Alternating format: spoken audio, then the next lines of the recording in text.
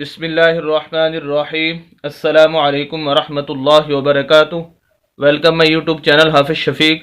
معزز سامعین، امید کرتا ہوں کہ سب خیریت اور عافیت کے ساتھ ہوں گے۔ الحمدللہ تختی نمبر 11 اس کا پارٹ 30واں سبق آج ہم پڑھنے جا رہے ہیں، جس کے اندر ہم زبر زیر پیش، دو زبر دو زیر دو پیش، کھڑی زبر کھڑی زیر الٹا پیش، حروف مدہ اور لین، وقف کرنے کا طریقہ، حروف قلقلہ اور اسی طرح سکون جو ساکن جو حرکت ہے اس کے بارے میں ہم پڑھنے جا رہے ہیں۔ انشاءاللہ ہمارا مقصد چند الفاظ آپ حضرات کے سامنے پڑھنا نہیں ہوتا، بلکہ ہمارا مقصد ان الفاظ سے نکلنے والے اصول و ضوابط اور تجویدی قوانین آپ حضرات کے سامنے رکھنا ہوتے ہیں، تاکہ آپ ان اصول و ضوابط اور تجویدی قوانین کو مد نظر رکھ کر بقیہ قرآن کی صحیح طریقے سے تلاوت کر سکیں۔ آئیے آج کا سبق شروع کرتے ہیں۔ اعوذ باللہ من الشیطان الرجیم، بسم اللہ الرحمن الرحیم۔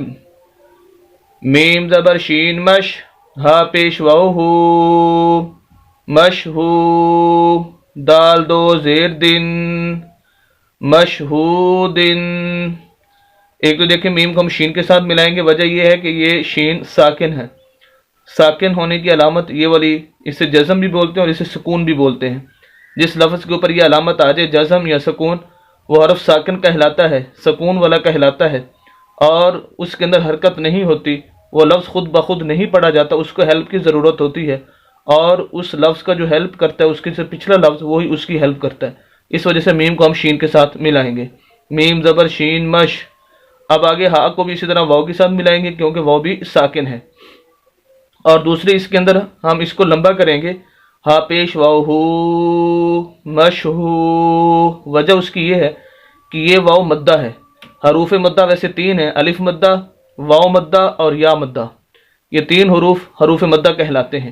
لیکن اس شکل میں، اس صورت میں جب واو ساکن پچھلے لفظ کے اوپر پیش ہو، ہر واو ساکن مدہ نہیں کہلاتی، بلکہ ایسی واو ساکن جس کے پچھلے لفظ کے اوپر پیش ہو، جیسے یہاں پر ہے واو ساکن ہے، یہ ساکن ہونے کی علامت، اور پچھلے لفظ پر ہا ہے، اس کے اوپر پیش ہے، ایسی واو واو مدہ کہلائے گی، اور اس کو لمبا کر کے ہم پڑھیں گے۔ اسی طرح الف مدہ ہوتا ہے، وہ اگلے لفظ کے اندر آ رہا ہے، انشاءاللہ بتاؤں گا۔ اور تیسرا ہوتا ہے یا مدہ، کہ ایسی یا ساکن جس کے پچھلے لفظ کے نیچے زیر آ جائے۔ بہرحال حروف مدہ کے بارے میں مستقل ویڈیو میرے چینل پر موجود ہے، آپ ریسرچ کر کے اس کو تفصیل کے ساتھ دیکھ سکتے ہیں۔ تو بہرحال یہ واو مدہ ہے، اس کو ہم پڑھیں گے مشہو، دال دو زیر دن، مشہودن۔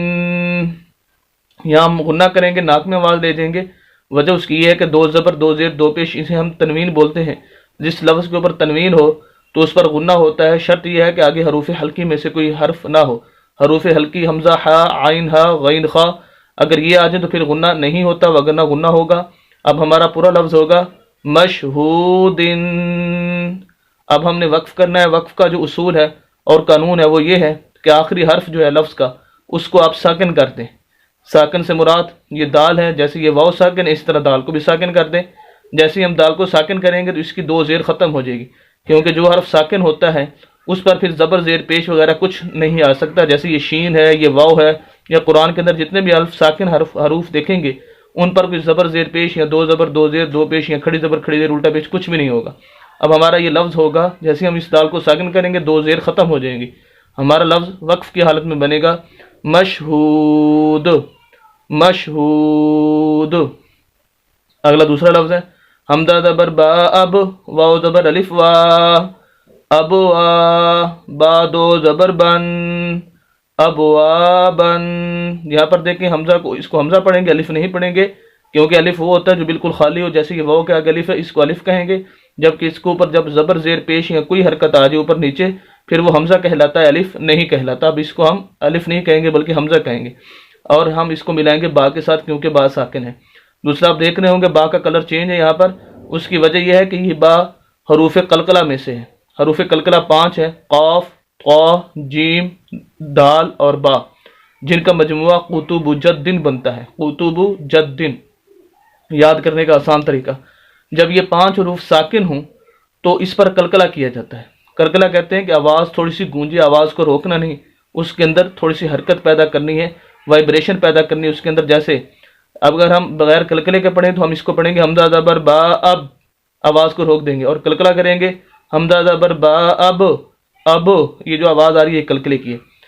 واو زبر الف وا، یہ الف مدہ ہے کہ ایسا الف جس کے پیچھے لفظ کے اوپر زبر آ جائے، اس کو بھی کھینچنا ہے. ابو وا، با دو زبر بن، غنہ کریں گے، دو زبر تنوین ہے. ابوا بن. یہاں پر جو ہم نے وقف کرنا ہے اس کا اصول یہ ہے کہ دو زبر آگے الف آ جائے تو وقف کی حالت میں ایک زبر اور الف پڑھا جائے گا.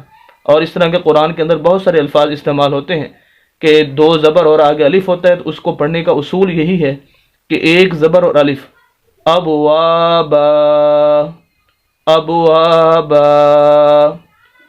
معزز سامعین، ہم نے صرف 2 لفظ پڑھے ہیں اور وجہ اس کی ہے ہم نے پوری لائن کرنی تھی، لیکن ٹائم کافی زیادہ ہو رہا ہے، ویڈیو لمبی ہو رہی ہے، تو اس وجہ سے یہیں پر اس کو ختم کر رہے ہیں.